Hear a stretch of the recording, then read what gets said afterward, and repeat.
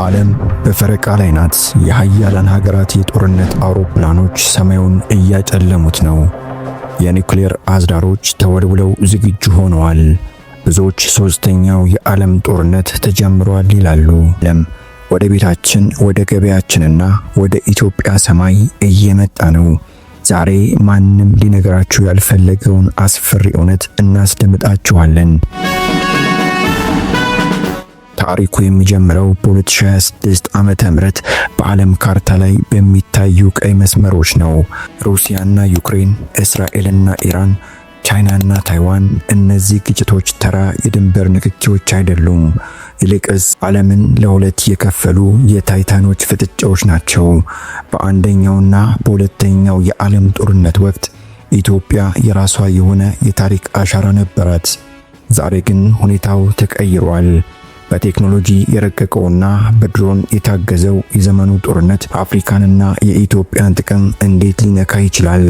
የኑሮ ውድነቱ፣ የነዳጅ ዋጋውና የቀይ ባህር ውጥረት ከዚህ ጦርነት ጋር ምን ያገናኘዋል? እስከ መጨረሻው አብራችሁን ቆዩ።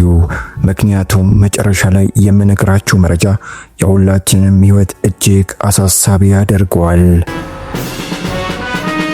ዛሬ ላይ ዓለምን እንቅልፍ የነሳው ትልቁ ጉዳይ በመካከለኛው ምስራቅ የተለኮሰው የኢራንና የአሜሪካ የጦርነት እሳት ነው።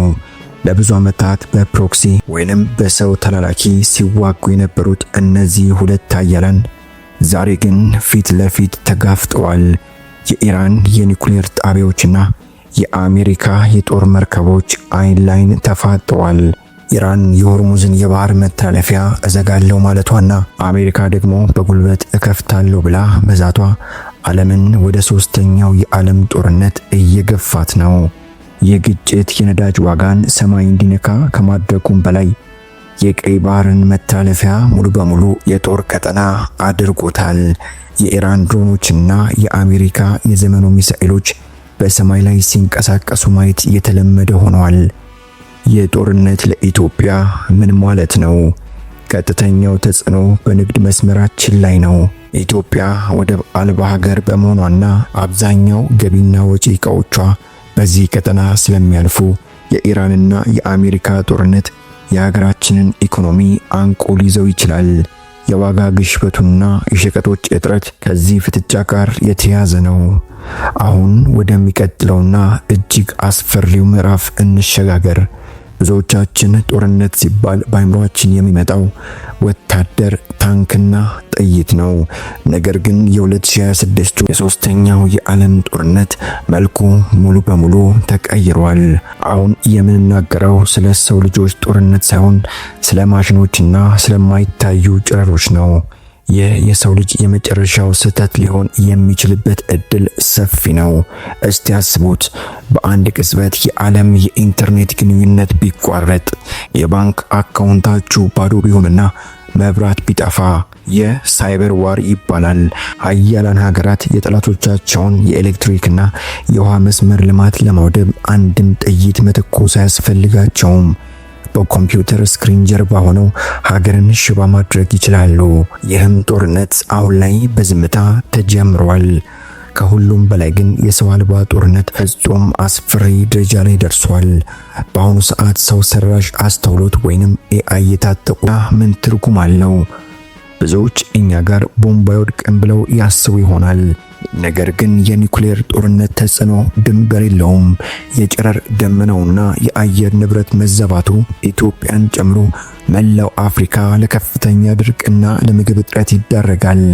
በሀያላን ሀገራት እብደት ምክንያት እኛም ዋጋ እንከፍላለን። የጦርነት አሸናፊ የሌለውና የሰው ልጅን ታሪክ የሚደመድም ጥቁር ነጥብ ነው። አሁን ደግሞ ወደ ቤታችን እንመለስ። ኢትዮጵያ በዚህ ሁከት ውስጥ የት ነው ያለችው? የአፍሪካ ቀንድ የዓለም ሀያላን አይን ያረፈበት ስልታዊ ቦታ ነው። የቀይ ባህር መተላለፊያ የዓለም ንግድ 12 በመቶ የሚያልፍበትም መስመር ነው። ኢትዮጵያ ወደብ ለማግኘት የምታደርገው ጥረትና ከጎረቤቶቿ ጋር ያላት ግንኙነት በዚህ ዓለም አቀፍ ግጭት ውስጥ ሊያደርጋት ይችላል። የውጭ ሀገራት ጣልቃ ገብነትና የውስጥ አንድነት መላላት ለዚህ ትልቅ አደጋ ነው።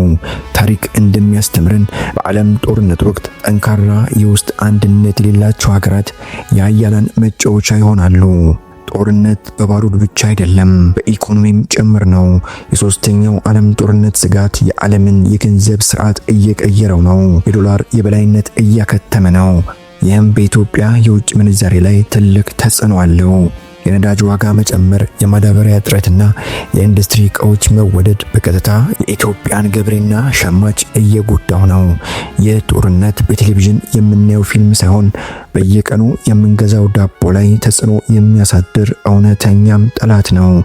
ኢትዮጵያ ራሷን ችላ ካልቆመችና በምግብም ራሷን ካልቻለች የዓለም ጦርነት ትልቁ ሰለባ ልትሆንም ትችላለች።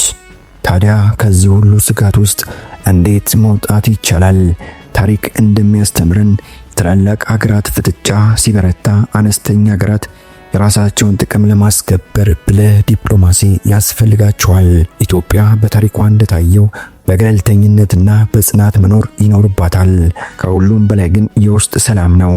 አንድ የሆነች ሀገር የውጭ ኃይሎች ተጽዕኖ መቋቋም ትችላለች።